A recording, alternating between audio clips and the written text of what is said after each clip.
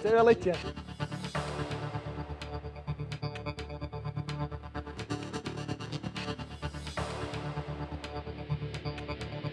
نێرانی خۆشەویستی کورسات نیوسڵاوتان لەبێ لەگەڵ هاوکارانم بەیەکەوە پانۆرامای ئەم شەوتان پێشکەش دەکەین. یەکێتی نیشتیمانی کوردستان لە ماوەی ڕابردوودا ئەگەرچی لە کایی سیاسی و پەرلەمانی و حکومداریدا بەشدار بووە، بەڵام نەیشاردۆتەوە کە گلەیی گەورەی لە خزمەتکردنی کۆمەڵانی خەڵکی کوردستان هاتۆتە سەر. لە ئێستادا بە سەرۆکاتی سەرۆک بافڵ جەلال تاڵەبانی یەکێتی خۆی ڕێک و مشت و ماڵ کردوتەوە و دەیەوێت بەغدا وەک عمقی استراتیجی سیر بکات و بەڵێنەکانی کاتە کردار بۆ خزمەتی کۆمەڵانی خەڵکی کوردستان، کەواتای وەکو یەکێتی دەڵێت کە یەکێتی لە بەردەم قۆناغێکی نوێدایە بۆ خزمەتکردنی خەڵک. پانۆرامام شەو بە سوپاسێکی زۆرەوە گفتوگۆکە لەگەڵ بەڕێز جەمیل ئەورامی سەرۆکی کۆمەڵەی پێشمەرگە دێرینەکانی کوردستان. کاک جەمیل بەخێر بێ. سوپاس دەکەمەوە لەگەڵ کاک جەمیلیش ملاقەشێ و باگراوەندەمانە کرد کە سەرەتا ئەورەمان دەرناوە ئەوە بێ هەورامانیش دابنێن ئینشاڵڵا. جۆزەکەی تەوێڵە هی بازارەکە دابنێن باشە. وانی ئەوە هەموو دەلالەتەکانەوە ئینشاڵڵا هەموو هەورامان و هەموو کوردستان ئاوەدان بێ. کاک جەمیل هەڵسەنگاندن بۆ قۆناغی ئەمڕۆی هەرێمی کوردستان بە گشتی چیە دوای ئەوەی بێنە سەر خزمەتی یان ڕۆڵی حزبەکان لە خزمەتکردنی خەڵک؟ بڵێ زۆر سوپاسانەکەم بۆ دەرفەتە. سوپاس بۆ بەڕێستان. ئەم هەلومەرجی ئێستا یعنی ئەم هەڵبژاردنە جیاوازە لەگەڵ هەموو هەڵبژاردنەکانێکە. یەک ئەو فۆزا سیاسیە کە هەبوو ئێستا ناڵێم نەماوە کەمتر بووتەوە یەکێتی خۆی ڕێخستوەتەوە. ڕیزەکانی ئێستا یەکدەنگ و یەکڕەنگن، هەر بۆیە دروستمەکەمان نووسراوە یەک دەنگی و هاوسەنگی و ئەوانە ئەوەیە کە ئێمە خۆمان ڕێخستوەوە یەکی نیشتمانی کوردستان. خەڵکەکەش ئەو حەماسەی ئێستا هەیەیانە بۆ هەڵبژاردن پێشتر نیان بووە. وەکو باسم کرد لە هەموو کوردستان بە تایبەتی لەم زۆنەی ئێمە فەوزایەکە بوو. ئەو فەوزایە ئێستا کەم بووتەوە، ناڵێم نەما بەڵام کەم بووتەوە. یەکێک لە سەرۆکی حزبەکان گیراوە وەکو وایە لەسەر سیاسەت گیرابێ، ئەڵێ نازقڕ بەسەر ئەو دوژمنەی هیوای بە بەندیخانەیە وازانەیە لەسەر سیاسەت گیراوە، کوردایەتی گیراوە. ئەوە کاتی خۆی کەوتاوە سەر کوردایەتی و حزبایەتی و ئەوانە بووە. بەڵام ئێستا ئەو یەک 10,000 سامیل فرۆشتووە بە خەڵک بە 10,000 کەس هینا لەسەر قێت کردووە، سکەڕایان لەسەر تۆبار کردووە، خۆشی 92 ملیار پارەی خواردووە. جا ئێستا هەڵسێ وەڵێجا فەوزاکە نەماوە ئەوەیە خەڵک جارێک لە ناو بازاڕی سلێمانی کابرایەکیان گرتبوو لەسەر دزی وانەیە پۆلیسی وەختا غێر لەسەر کوردایەتی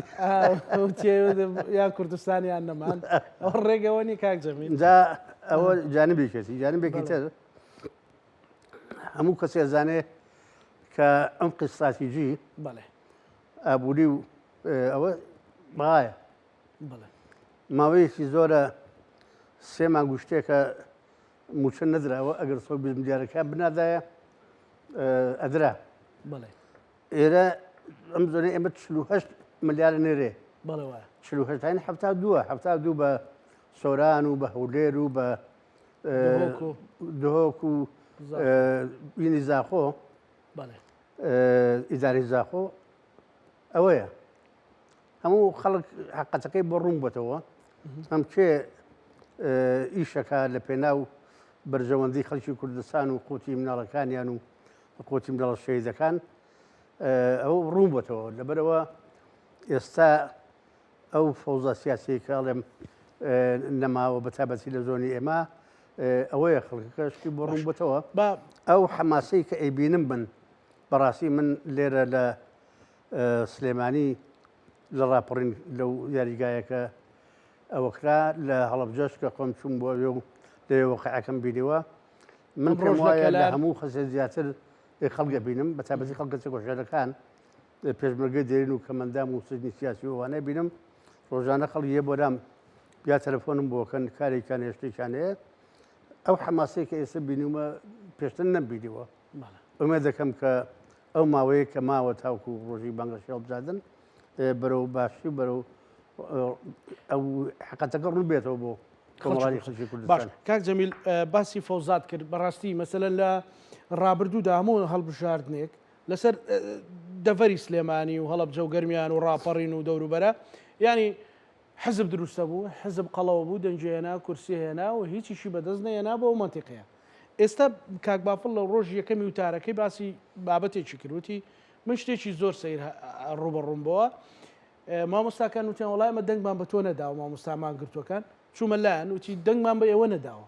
بەڵام ئەبێت توش بۆمان چارەسەر بکەین. ئەمە لەلایەکی تریشە مەسەلەن هەمووی پارێزگاری لا بۆ قایمقامی لا بۆ سەرۆک شارەوانی لا بووە بەڵام کە وەختێک دێتە سەر ڕەخنە و مەسەلەی جنێودانەکە بۆ یەکێتی بوو لە 2009 هەتاکو ئەمڕۆ پێتوانی ئەو دەڤەرە ئەوەندەی بەدەست ئەو بابەتەوە ماندوو بوو بێ ئەوەندە بەدەست ململانەی میان لەگەڵ پارتیان ماندوو نەبووە حقیقەت و ڕاشکاو بی بەتەکید ئەو من ئاخرن دەکە نامنا فۆزا ئەڵێم فۆزا ئەسبابەکەی ئەوەیە ئەو فۆزایە وتم ئێستا نەماوە ئەو وەزعی کە جناب باسێکی لە 2009 ئێستا نەماوە لەبەرەوە من زۆر گەشتبینم ئەنجامی هەڵبژاردنەکانە و لە بانگەشەی هەڵبژاردنەکانە هەر هەفتەی یەکەمەوە دیار بووە تا ئێستا تر بەرەو ئەوە چم بگینە نیوەی بانگەشەی هەڵبژاردن کاتەکەی وەردەوزە بڕوا لەبەرەوە زۆر گەشتبینم بە ئەنجامەکانی ئایندەی. پێت وایە ئەگەر بێت و یەکێتی لێرە خۆی مشت و ماڵ کاتەوە بە حقیقت چ بە پرۆژە بێت چ بە ململانی سیاسی بێ پارتی ئەتوانێت یەکێتی لاوازکە بۆ بە پێچەوانە شۆمە ڕاستی ئەگەر خۆی ڕێخاتەیە من حەزەکەم بینەرانی بەڕێزی کوردستان ئەو واقعە بزان بیرخوانی بێت لەوتە نەزان لە سەردەمی کابینەکانی ترەوە جادەی دووسایەتی دۆکان چوار قوڕنە هەبوو بەڵام لەم کابینەی نۆوە ڕایانگرت کە ڕایانگرت ئێستا بە جددی بە چڕی دەست پێکراوەتەوە من پێم وایە پێش بەنە هەڵبژاردن ئەوە تەواو بێ جادەی بینی کەلار و دەربەندی خان جادەی بینی دەربەندی خان و زەڕاین ئەمانە واقعەکە لەبەر چا بۆ نەکراوە ئێستاش 26 کیلۆمەتر لە شەقامی سەمەتری بە چڵی ئیشی تیاکەن قیلەکەی خلیکەوە بەرەو کۆتایی ئەڕوا ئەمانە واقعەکەن حقیقەتێکن کە بێ خەڵک لەبەر چای بێ پێشتر سەرای کابینەی نۆ پرۆژەکانیان ڕاگرت بەڵام بە جوهدی ئێرە و داهاتی ئەم زۆنەی خۆمان ئێستا وەردەوەزەینەکان خەریکە کۆتاییان پێ تۆ باشە هەڵەبجە بوو بە پارێزگا ئەوەی کە کراوە تا ئەم ماوەی پێشوو چی بۆ کرا پردی تۆ قوت چی بۆ کراوە بەس ئەو جادەیە کە لە هەڵەبجەوە لە گردی بخراوەوە تا ئیمامی زامن ئەوە کراوەتن خوا پردەکەی هێشتا یەک پای دروست نەکراوە ئەوە لێرە هیندەکەی بەڵام مقابلی ئەوە خۆی حەز دەکەین من شخصی خۆم حەز دەکەم هەولێر و سۆران و زاخۆ و شوێنەکانی کە هەموو بێ بە لە ئەوروپا باسە ئێستا هەرچەندە زۆر زۆر باشە و بەرەو پێشە چوو بەڵام باشە بۆ ئەو هەموو تنێلە ئەو هەموو زیادە دووسایەتە گەورە ئۆتوبانە لەوێ ئەکرێ ئەی باشە بۆ پردی تۆ قوت نەکرێت چەند پرد کراورە تۆ خەتایەکێتە بینی سماقوڵی کرا دەستیان خۆش بێ هەر کەسێک کردوێتی خەتا نییە لە یەکەتی ناچێت شڕکە پێکەوە ژیانەکە ئاڵۆز بکات لەبەرەوەی کە جادەیە تونێلێ پردێ شتێک نەکراوە ئەبێ خۆی بگرێ وردە وردە بەداهاتی ئێرە و ئەو شتانە بڕوە ئیشەکانی ڕایی بکات و بکەوتە سەرکەی خۆی من ڕۆشتم بۆ زاخۆ هاتوومەتەوە بەڕاستی هەز ناکەم لە کوردستانە کە هاتوومەتەوە بۆ جادەی سماقوڵی جادە کۆیە هەولێر شتێکی کەم بینیوە بەڵام ئێستا بڕۆ ئەوەی هەورازە نەوتە لە خلالی مانگێکە چیکرا بەچیکرا باش ئەمەی کە لێرە ناکرێت لە دەست و قادر نییە تۆقی بێ و قاچگڵ تۆقی بێت و کرابێ ئەمەی لێرە ئەکرێ لە دەست و پێسپی شێتیەکە وەکۆڵێن بەس ئەزانن جنێ و بدەن و وەکەوەی کە ئەوترێ پارتەکانەواڵێن یان بەڕاستی لەو فرە هەمە ڕەنجی و تێکەڵیەکە لە سنوورەکە هەیە و پارتیژەمەی قۆستۆتەوە با ڕاستپاچی یەکێتی نییە من واقع ئاڵێم کە خەڵک هەڵچوتیاکە هەو لێرە ژەڕوا بۆ هەڵەبجە هەو لێرە ژەڕوا بۆ گەرمیان و یەک بۆ سماقڵی بکۆیەوە شوێنانە ئەڕوا ئەبینێ بڵێ وەکەی دەسەپاچی یەکێتیە بەعکسەوە ئەوەش کراوە بۆ بێن کەسە چونکە داهات کارەبا ئاو باجی کۆمپانیەکان مرور هەموو ئەوەی هاتۆ هەموو ڕەتەوە بۆ مرکز هەر وەختی خۆی زمانی ئەوەی پێشوو وەزیری دارایی پێشوو باج پارێزگارێ بۆی نییە 1 ملیۆن دینار سەر بکە هەمووی ڕەتە بۆوێ باشە ڕۆشتۆت بۆوێ ئەڕاتە بۆوێ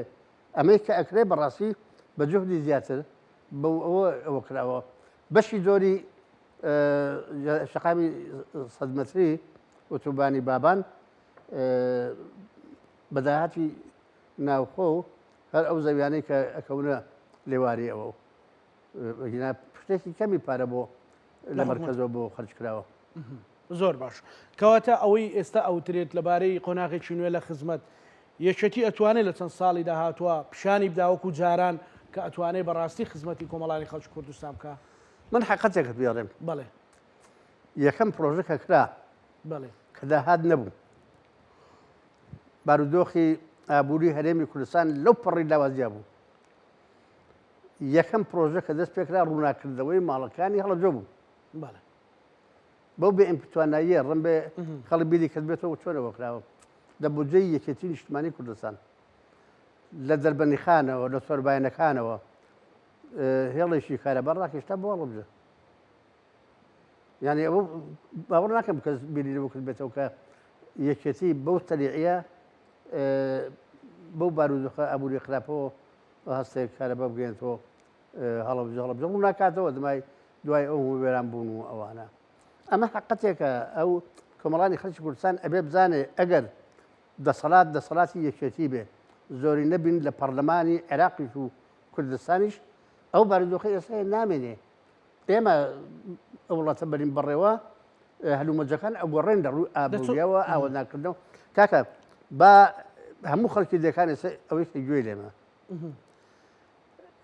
ئەو کاتە هەرچی مزگەوت تێکرا بێ لە هەموو کوردستانە دەستی مەمجەلالیتیا بوو با یەکێ بێ بڵێ لە زۆڵی جەفایەتی لە شارباژێر لە گەرمیان لە فلان شوێن مزگەوت تێکراوە و مەمجلات هاوکاری نەکرد بێت هاوکاری کراوە هەمویان نەزانن بڵێ دوایەوە بەڕاستی ئەو نەخۆشخانەی چوازە قڕێوڵەی شار خۆشخانەی شار بڵێ تا بەدەست ئەوان بوو نەکرا لە 1970ەوە تاقیدیان کردیش بۆ جێیەکان بۆ ئەوە نەکرد باسە خۆی حەزەکەم بۆ نییە بەڵام مەبەستم بەرابوردەکەیە لە بینی ئەو لا و ئەم لا هیچ شتێکیان نەکرد بۆ ئەو نەخۆشخانەیە تا ماوەیەکی زۆر دوور و درێژ نەوت بەرامبەر بە خۆراک و کەمەرکەز دژینەکانی وەرەگرت و بودجەکانی پرۆژەکانی دیاریەکرد لە هەولێر دیاریەکرا تا لەم ئەخیرا و خستخانێکرا و ئێستا چۆن ویشێکە لە خەستەخانە باشەکان کە بەبێ مقابل خزمەتی نەخۆش و شتیواکە دەبڕۆ مقابلی ئەوە چەند پرۆژە کراوە لەولا بەهینەوە ئەوان هەرچی هینیش هەیە وە بەرهێنانیش هەیە هێن بۆ خۆیان پرۆژەی کشتتوکاڵی وە بەرهێنان لە زاخۆ کراوە هەر کە دەستیان پێکرد 2000 هەلی کار ڕەخسە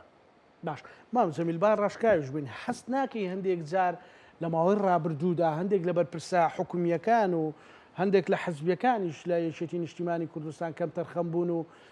مەسەلەن دۆخێکی نەخوازراویان بۆ یەکێتیش دروست کردووە کەم تەرخەم بوون ئەمان بەشێکی بەڵام بەشێکی مرکز بەسەڵات لای سەرۆکی ئەنجومەنی وەزیرانەوە بووە یخۆ نەیەکرا شەڕی لەسەر بکەن پێکەوە ژیانەکە تێک دەن لەبەرەوەکە ئەوە نایکەن تۆ فەرموو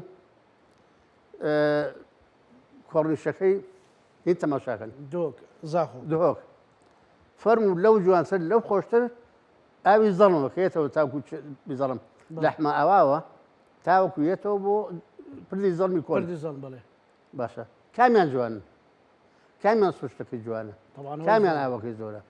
ئەوەی زەڵم ێ باشە ئێکە نایکاخ و خەڵک نابێت تەنها بە ئەعلام و بە قسە و بەوانە بیر بکاتەوە بە واقع هەموو خەڵکی ئەو مەنتیقەی و من خەڵکی ئەو مەنتیقەیەم لە مناڵیەوە هاتوچۆی ئەوم کردووە و مام زەمیل یعنی ئەکرێ بڵین پارتی دموکرات کوردستان داوای حکوومەتی یەک سەرتاسەریەکە حکوومەتی بەهێز و سەرتاسەری بۆ شێوە حکوومەتی سەرتاسەری دروستە بێ ئەو واقعەکەیە کە بەشێکیم باس کرد بەڵێ لە بری هەمانەکە نایەوە بەڵام حکوومەتی سەرتاسەری چۆن وا دروست دەبێت حکوومەتی سەرتاسەری ئەوەیە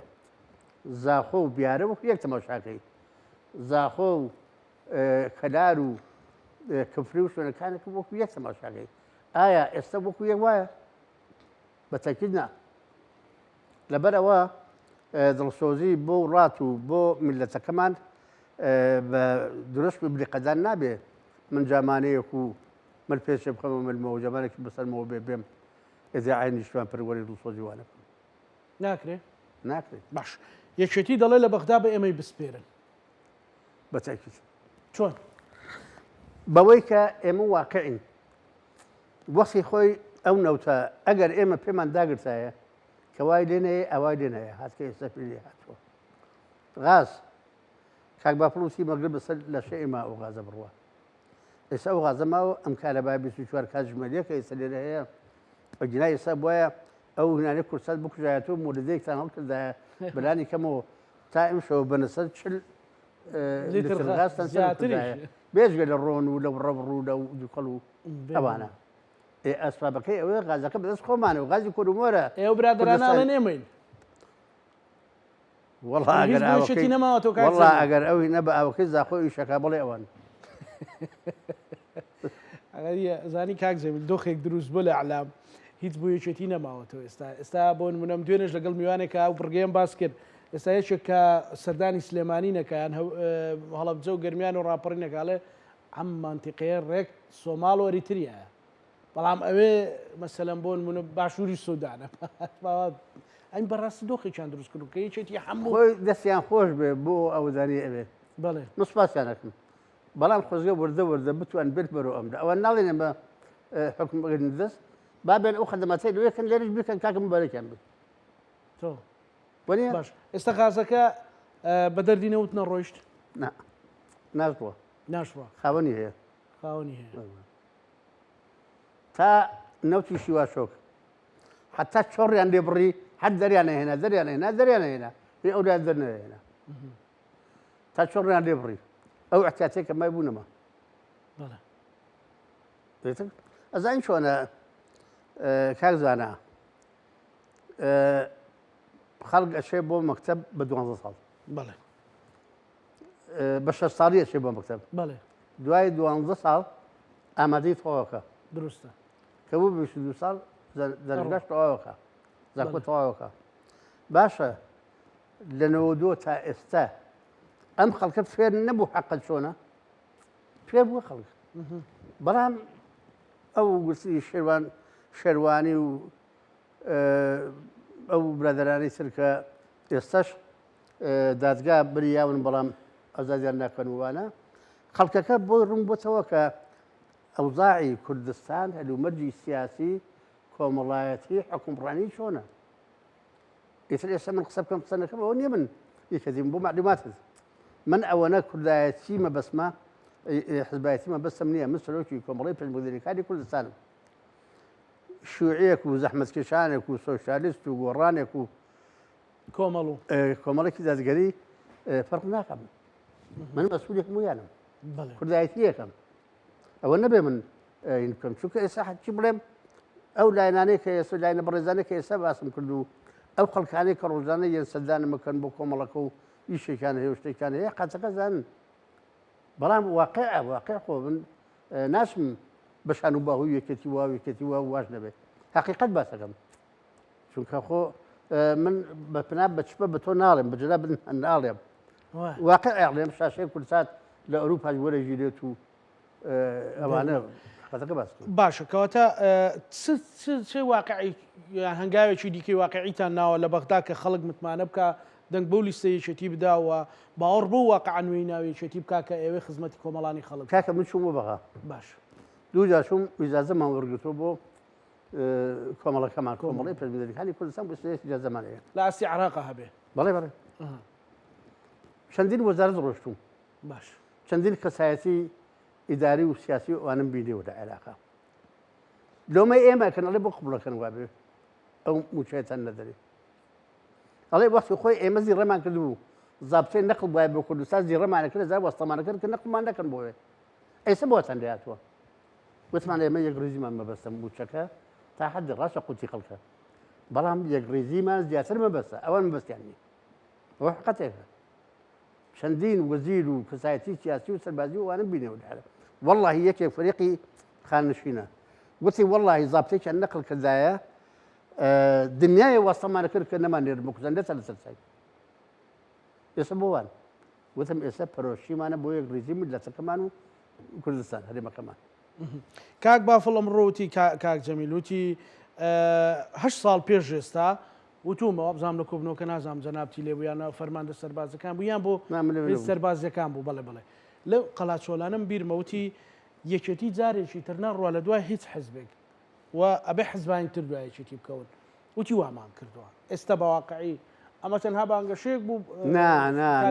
حقەتێکە حقیقەتێک مەجموعەیە خەڵکە و پرۆپارتی بوو لەناو ریزەکانمان بەداخەوە بەڵێ من زۆر ئێستا چەندی جاوتوم بەداخەوە بەڵام ئێستا وای لێ هاتووە کە ئەوانە دەسەڵات و دەوریان نەماوە یەکێتی یەکچاو بۆتەوە یەکێتی نیشتیمانی کوردستان بەکارهێنێ ئەگەر دەسەڵاتێکی بێت چەند خۆم هیچ دەسەڵاتێک نییە لە یەکێتیا بەڵام ئەو حقەتێکە باسیەکەم بۆ خزمەتکردنی کۆمەڵانی خەڵک بەکارهێنێ ئەژینا من ئێستا حیچ دەسەڵاتێکم نە حتا بۆ پشمەکدێنەکانیش زۆر زۆرمان لێکرێ بکاقبالیشم وتووە بەلێ پرساوانی یەکێتی نیشتیمانی کوردستانیشم وتووە ئێستا هیچمان بۆ ناکەن بەڵام ناکرێ من لەبەرەوە کە هیچ ناکەن بۆ کۆمەڵەکەم من بەسەرۆکی کۆمەڵەکەم خەڵسم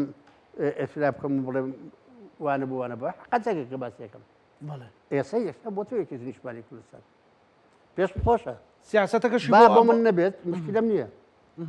کۆمەڵەکە دەیت لە من دەکەن بەڵام مشکلەم نییە بەڵام بۆ بەرژەوەندی خەڵکەکەمان ئاوا باش پێچەکرێت ئێستا سیاسەتەکەی ئەوەندە ڕاست و ڕوانە کە حەزبی تر بستنە سەر سیاسەتەکەی بڵێ لەسەر ئاستی کاکە لە زاخۆ دوێنە خۆتان نەزان سەدان کەس هاتنە بۆ ناو ڕێزەکانی یەکێتی بەڵێ لە هەولێر هاتوونەوە لە حزبێکە لە ڕانگەیەنکارەکانیان لە کەرکووک هاتنەوە لە هەموو ڕۆژانە هێنەوە ئێستا جارێ ئەوە هێشتا ماوە لە 22 تا 11 لەوێ دە و 9 ڕۆژی ماوە ئەمە نیوەی یەکەمێتی هێشتا نڕۆشتووە ئەوە خەڵگێتەوە جا تا نیوەی دووهەم من نەزانم خەڵک زیاتر ڕوون دەبێتەوە و بەخەڵ بۆەوە ناکەن قڕ بەسەر ئەو کەسەی هیوای بەبەتی خانەیە هەرچی فلێکسەیە دا ئەوەی سەر بکردای نیوە قەرزەکانی دای و بە حکوومەت زۆر باشە مام جەمیل لە بەغدا یەکێتی ئەتوانێت چی بکات لەسەر ئەو ڕێبازی سەرۆک مام جەلال لەسەر ئەو سەروەتە نیشتیمانی سەرۆک مام جەلال کە ڕابردووە هەیبوو ئەم علاقی لەگەڵ شیعان بە علاقی لەگەڵ سونەوە هەم لەگەڵ ئەو ڕاستەڕێی کە بۆ خزمەتکردنی کوردایەتیش لە چوارچێوەی عراقا هەیبوو زانی چۆنە پێمە خۆمان بینیمانە هەر کاتێ بینی هەرێم و عێراق تندوتیژی هەبێت و هەڕەشە بێت و وەزەکان ئاوا بێ ئێمە زەرمان کردووە هەموو هەڕەشەیەک سێ ماموچەمان دواکە ئاخر باشە من هەڕەشە بکەم بە چه هێزێ بە چه مەنتیقێ بە چه دەستورێ بە چه قەرارێکی پەرلەمان یا قەراری کورد یا قەراری پەرلەمانی کوردستان هەڕەشە بکەم ئەم هەڕەشانە پێشتری مام جەلال زۆر شتی پینەیە کرد کە هەڕەشەکرا مام جەلال جێوت سیاسەتی چەپکە گوڵەکە بەغیر بن و بە زمانی گوڵ ئەبێ قسە بکەین هەڕەشە نەکەین ئێ باشە ئەمە وەقعێکە بووە کاکە نابێ من نازانم ئێستا چۆن کابراییە زمانەیە بەسەریەوە و مێکێ لە ملیۆ و ملپێچێک کرد لە ملی و باسی تەبایی ئەەکە تەبایی کامە لەکوێ بەچی باشە پەرلەمانی تورکیا بڕیاری یا 3 ساڵیکە هێزەکانی تورکیا لە عێراق و دەسوودە بمێنەوە باشە بە چ قانونێ بەچی یاسایەکی ئەوە پەرلەمان خۆی ساڵ میشە تازە ئەو 3 ساڵێک عێراق ئەمریکا بڕیارەدا ساڵێ بێتەوە هەر شوێنێکە ساڵێ ئەم قێرە لەکوێ بەس باشە ئەمان بڕیارێکیان دەرکرد وەڵامێکیان دایەوە بڵێ 3 ساڵ ناتوان یاسایی نییە بۆ ناڵێ ساڵێک هەرچەند خۆ ساڵەکە یاسایی نییە بڵێ ئەوان ئێساش مووسڵ بە سلێمانی و کەرکووک و هەولێر و دهۆکەوە بە مووسڵیشەوە تەبعاً بەی خۆیان نەزانن ئێستاش ئەگەر $100 بێت $200 بێت بودجەیەکە بۆ دانین بۆی بڵێمە هێشتا ویلایەتی مووسڵ لەسەر هەڵماوە ئەی بۆ بەسی ناکەن لەبەرەوە من لە پێش هەستەکەی کوردایەتی چی مزەوەر هەیە خەڵک بە 12 ساڵ ئەبێ بە مامۆستا ئەچێتەوە دەست بە 200 تەلەبێ و خۆیڕێ لە مەکتەبەکانە قابلە خەڵک خوێن نەبووێ باسی مافی مرۆڤ بکەن ئەوەی کە باسم کرد ئەو هەموو خەڵکە گیراوە باسی اختیارات وشتی واکەن بنەماڵەی فاخر مرگە سووری 12 کەسوان ماڵی زەید عومەراغا لەکوێ شەهیدیان کردن چێ شەهیدی کردن گۆڕەکانیان چۆن نێژرا بە شەتی قسم بژبوو لەبەر ئەوە کاک من نازانم خەڵک بە چ مەنتیقێک چاو بەس ئەکرێت و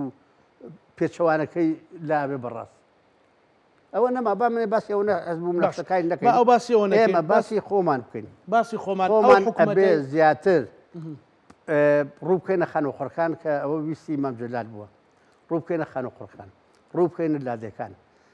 ئاژەڵداری ببوژێنینەوە کشت و کاڵ ببوژێنینەوە دەستی وەبەرهێنان بێنین لە شوێنە کشت و کاڵیەکان لە شارە زوور لە دەشتی بیتوێن لە دەشتی بازیان لە شوێنەکانی کە ئیلاقریهی ئێستا خەریکە وردە وردە خەڵک ڕووی کردوێتەوە بەروبوومی کوردستان ئەوە لە هەڵەبجە جگەرەوەی کاگاسۆی حاجی محەممەد بینێکی خۆراکی دروست کردووە وی زەیتون دروست کردووە و ئاژەڵداری دروست کردووە ئێستەوە تا هەنارەکەشمان ئەچێ بۆ دەرەوە و بۆ ئەوروپا و بۆ هینەوانەیە با شێوەیە خزمەتی خەڵک بکەین باشترە ئەمە ڕێگە ڕاستەکە ئێستا ئەو حکوومەتی پێک دێبێت چ جۆرە حکوومەتێک بێ کاک جەمیل مەسەلەن گلەیەکی زۆر هەیە لەلایەن پێشمەرگەی دێرین کە سوکاری شەهید گەنجان لاوان یەکێتی ژەڵێ مە ناچینە حکوومەتێکەوە تا بەدڵی ئێمە نەبێ کە خزمەتی کۆمەڵانی خەڵکی کوردستان بکە ئەبێ جۆرە حکوومەتە چۆن بێ پشتیوانی جۆرە حکوومەت من نەترسم هەوە قسە بێ زۆر لە حکوومەتێکەوە فعلا ئێمە ناشنە حکوومەتێکە خۆ بۆ زاخۆ سۆران و دهۆک و شوێنەکانی کەشە مەسئولی هەیە حکوومەتێک کە خزمەت گوزار بێ حکوومەتێ ناکە پشتیوانی احتکار و گەندەڵی و ئەو شتانە بکە باشە من نازانم لە هەر شوێنێک دەست پێ بکەین ئەترسم خەڵک وا بڵێ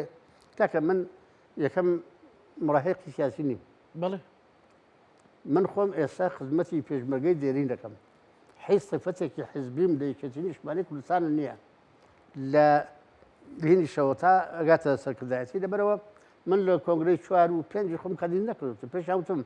خۆ کاندید بکەم کاتیم کاندید نەکردوتەوە ئەمە ئێستا پێرامی تەواوی سەرکردەی چێشێتی هەیە بەڵێ ئێستا ئەمە ئەیکەم باشە خزمەتێت خۆ مەکتەبی سیاسی بجگری سکرتێری گشتی بمستی سەرۆکی بم هەر ئەوە نەخزمەتم پێکرێت کە ئێستا یەکەم لەبەرەوە مەبەستم نییە خۆزگە حزبەکانی تریش وەکو کۆمیتەیەکی یەکێتی وەکو مەڵبەندێکی یەکێتی وەکو ئۆرگانێکی حزبی یەکێتی پرۆژ وایە بۆ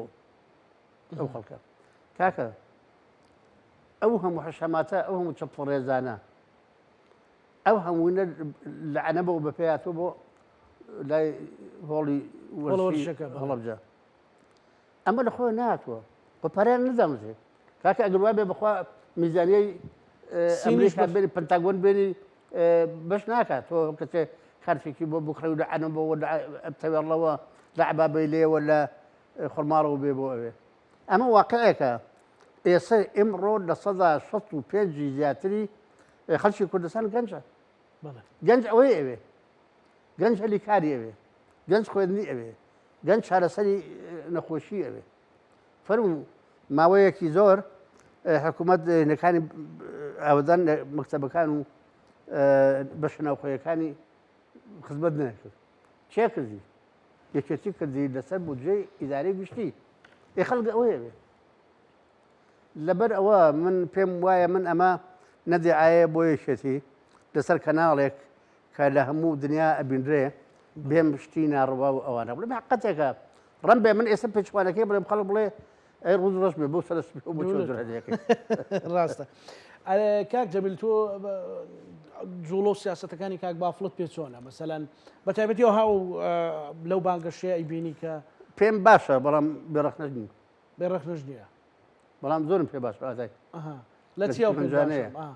گەنجانەیە گەنجانە سەرنجی گەنجی ڕاکی ناخی گەنجی وڵاتەکەمانی زانیوە بە کچوکڕەوە مێدت هەیە کە بەسەلە لە داهاتوە کردداری باش باشی لێ بکەوێتەوە ئەگەر هێز بدرێ بە یەکێتی بەتەکیید بەتەکیید کاکە ئەو خزمەتێک کە باسم کردی بە شناخۆیەکان و مەکتەبەکان ئەوەیە کە ئێستا مەکتەبەکانی ئێرە بێکەشن ڕاستە زانکۆ زانکۆ و نیکانیش ڕاستە ئێستا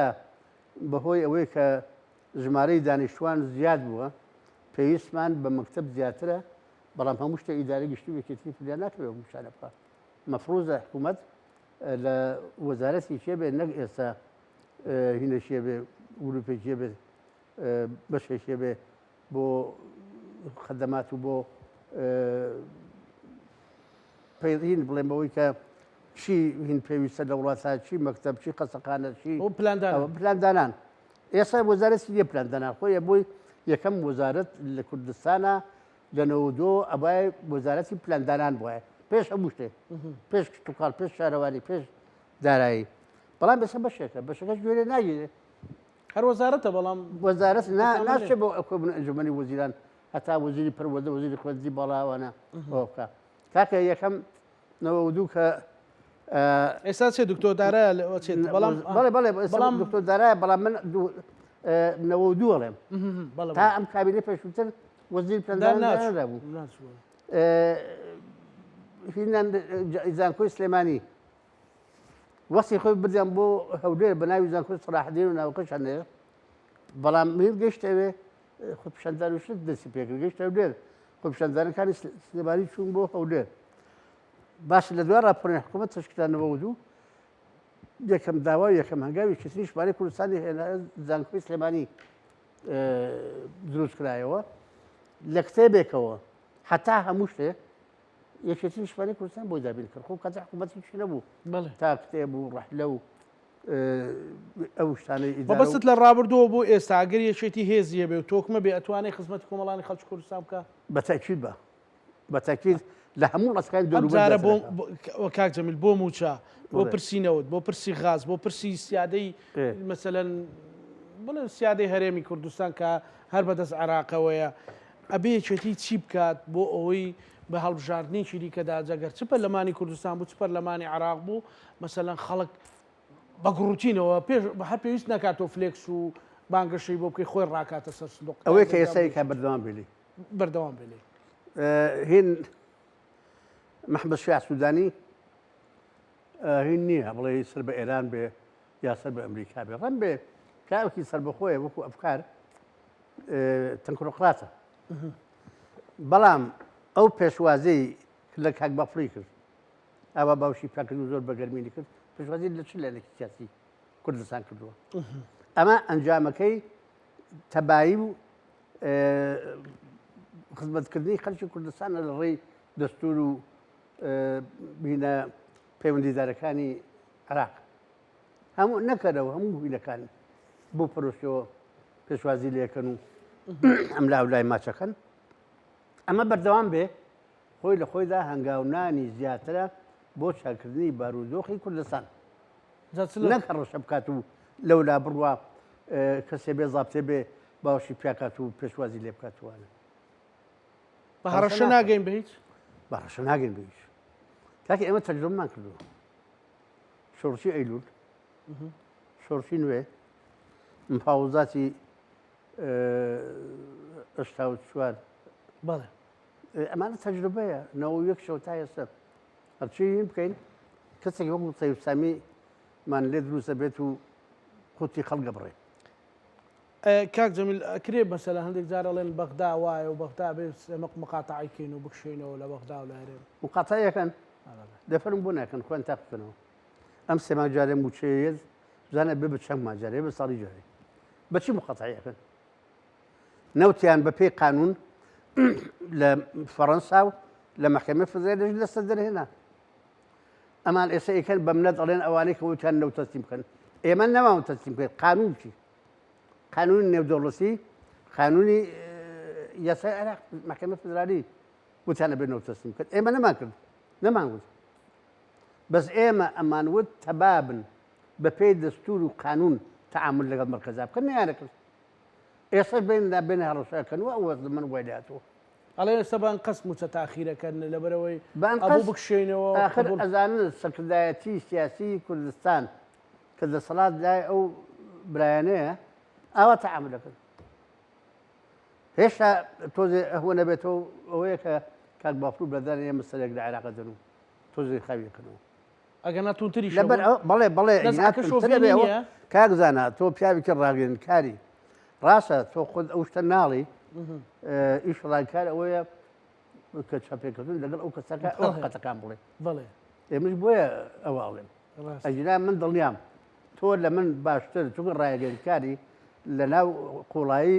ئەوزاعی سیاسی و ئیداری و ئیعلامیای لە ناو عێراق و کوردستانە باشتر دەزانی. بەڵام پێویستە مامۆستامانی بەڵام لای جەنابتەوەوانە بم مەسەلەن قسە لە جەناب دووەرەگیرەوەنی بڵێ وایە کەواتە ئێستا داواکاری کاک جەمیل بۆ پێشمەرگە دێرینەکان بۆ جەماوەری کوردستان بۆ ئایندەیەشی جوانتر چییە؟ کاک بەهات قسەیەک دووبارەکە بووە هەرچەند هیکەش هەبوو ئەزافێکم بەڵێ فەرموو. ئێمە چەند جارێک نوێنەرێکمان هەبوو لە ئەنجومەنی وەزیران زمانی کاک دەرچیروان بەڵێ پێشمەرگە ناوی دێرینەکان زیرەک کەمالە بڵێ بڵێ هەر کاتێ بمان ویسایە کاک نەشیروان ببینین ئیشێکمان ببە بەمانەوت واق بماکە ئەویش خێرا بێژە کرد و کاک نەشیروان هەڵەسا بەو کارێک کە ئێمە داوامانە ئەو نەماوە چەندین جار قسەمان کردووە داوامان کردووە لە ڕێ ئێمەوە فایدەی نەبوو چون بۆ لای سکرتێرەکەی فایدەی نەبوو ئەخیران وتم بەڵکو برادەرێک هەیە دەماری هەورامیەکەی بجوڵێ منش هەورامی کار پێشەوە هەورامانی پێم وت وتم شتێکی وایە ڕۆژێ دوو ڕۆژ سێ ڕۆژ وتم ئەرێ کاک بۆ نامابین تەلەفۆنی کرد وتی کاکە نەسان بیرێت تۆ هەم ڕۆژێ دەسەڵات ئێوتم بابە ئێمە دوو سێ ساڵ چوار ساڵە ئەمانێ بمان بینێ ئێمە نابینێ بەڵام ڕاقب علامە دەعوە دەکات وتی ئێ چۆن ببینێ وتم بینم من خۆ ناسم باسی شت بۆ خۆم کا هەمڕۆژی قەلاقی و کە ڕابەر و ئەندامانی ئەنجومەنی باڵا بکەم باسی وەزعی پێشمەرگەی دێرین دەکەم کە ئێستا دەوری سی چل کەسمان هەیە لە پەل و پۆکەوتون لە ماڵەوە و هیچ کەس سەردیان ناپرسێت و نەحمەت نەدەن. کەواتە ئێستا بۆ 2000 داواکاری کاک جەمیل چێ لەو بانگەشەڵ بژاردن بانگەشەڵ بزادن حکوومەتێ بێت بە دەرەجات ئەوەڵ کەسوکاری شەهیددان دوو کە مندامان سێ پێشمەرگەی دێرین چوار سێ خۆشەویستەکان ڕێخستن دێرینەکان سژنە سیاسەکان بیریان بێ کە ئەمانە خاوەنی ئەم وڵاتەن تەسیان بەگیانی خۆیان داوە لە پێناوی بەرژەوەندی ملەتەکەیانە ئەوە بکەن هیچمان ناوێ چی بۆ ڕاقب علامەکەن ئەوەش بۆی بکەن.